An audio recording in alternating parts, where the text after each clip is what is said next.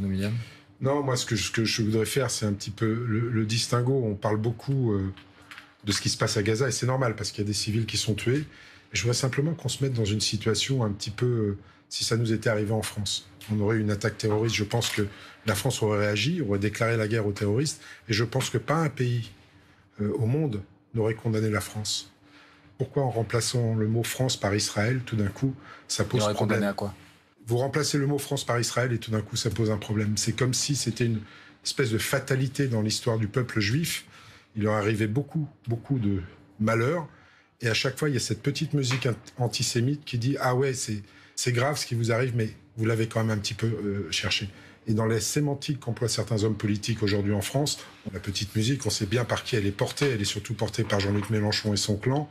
Et cette petite musique antisémite qui me rappelle, moi, furieusement ce qui se passait dans les années 30, c'est un truc qu'il faut qu'on combatte absolument. Israël est en droit de se défendre. Israël a été attaqué de la plus horrible des façons qui a été. On a été tué, égorgé, violé, des femmes, des enfants, des vieillards, des civils sur son territoire. Pour rapporter ça à l'échelle de la France, c'est un pogrom énorme. Et il est normal qu'Israël veuille aller pourchasser les militants du Hamas. Et donc Emmanuel Macron y aille, c'est pour le réaffirmer? C'est pour le réaffirmer son soutien à Israël, parce qu'il y a un moment, quand il arrive quelque chose à Israël, ça peut pas être tout le temps cette petite musique qu'on entend. Il vous arrive ça, c'est dramatique, c'est malheureux, mais vous l'avez un peu cherché. Ça, c'est insupportable. Israël est une démocratie.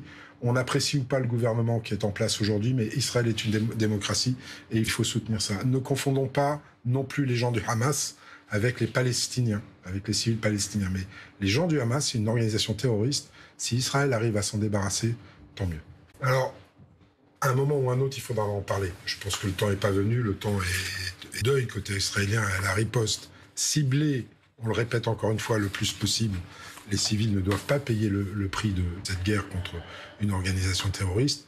Après, vous l'avez déjà évoqué sur toutes les antennes, il y aura la question des responsabilités de cet état de fait. Je ne connais pas le discours de Jean-Louis Bourlanges, mais j'imagine qu'il va parler des relations un petit peu relations dangereuses entre le gouvernement Netanyahou et le Hamas. On le sait, pendant un certain temps, où il y a quand même eu des relations entre les deux. Toutes ces questions, il faudra les interroger. Le moment n'est pas venu. Je crois que le moment est de frapper un grand coup sur le Hamas. Il faudrait faire disparaître quelque part cette organisation terroriste. De toute façon, partout où il y a du terrorisme, il faut essayer de l'éradiquer. Et puis après, on verra. Mais de toute façon, les Israéliens feront eux aussi analyse de cette situation politique et jugeront eux aussi bien plus vite et bien plus fort que nous. Ce mot de camper, est-ce qu'on le relève parce que c'est Jean-Luc Mélenchon? On le relève à deux titres. On le relève parce que c'est Jean-Luc Mélenchon et à travers ses outrances. On le relève quand on connaît un peu l'histoire de la famille de Yael Braun-Pivet. Et on le relève parce que Yael Braun-Pivet n'était pas la seule en déplacement.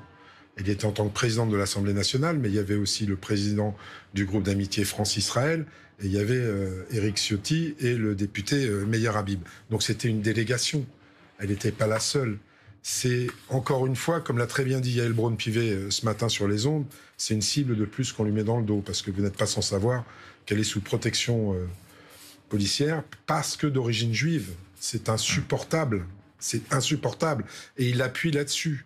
Donc là, ça nécessite quand même un réveil global de la classe politique. Et je suis désolé, madame, mais il y a un moment où, et je le dis devant Laurent Jacobelli sans aucun problème, chacune des outrances de Jean-Luc Mélenchon amène un peu plus de monde vers le Rassemblement national.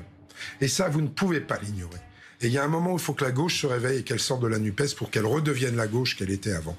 Vous ne pouvez pas continuer à faire attelage avec les mélenchonistes et leur clan. Ce sont que des portes morts, des portes misères, des portes chaos, des gens qui sont maintenant clairement sortis de la République. Ça se déchire même à l'intérieur de la France insoumise. Soyez responsables pour une fois. J'ai fait un édito qui était titré « La NUPES est morte, vive la gauche ». Appliquez-le rapidement. Sinon, le marchepied objectif du Rassemblement national aura gain de toutes les voix que vous aviez accumulées jusqu'à maintenant. Moi, je pense que plus ça va, plus Jean-Luc Mélenchon, par électoralisme islamiste, s'enfonce effectivement dans l'antisémitisme. Reprenez les propos de Mario Stasi, le président de la LICRA, aujourd'hui sur vos antennes. Il dit pas autre chose. Ce qui s'est passé en Israël, c'est un acte terroriste. Quand on a tué des juifs, on aurait tué des arabes. C'est pas une question d'être arabe, palestinien ou israélien. C'est l'acte de terrorisme en tant que tel qui est condamnable.